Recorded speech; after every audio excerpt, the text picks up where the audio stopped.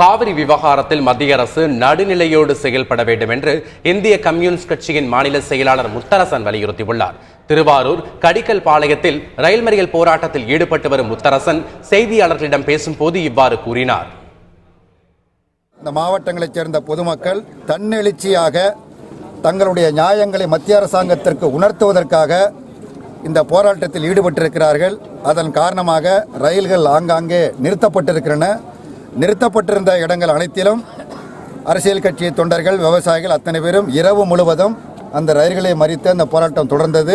இன்றைக்கும் தொடர்ந்து இந்த போராட்டம் நடைபெற்று கொண்டிருக்கிறது.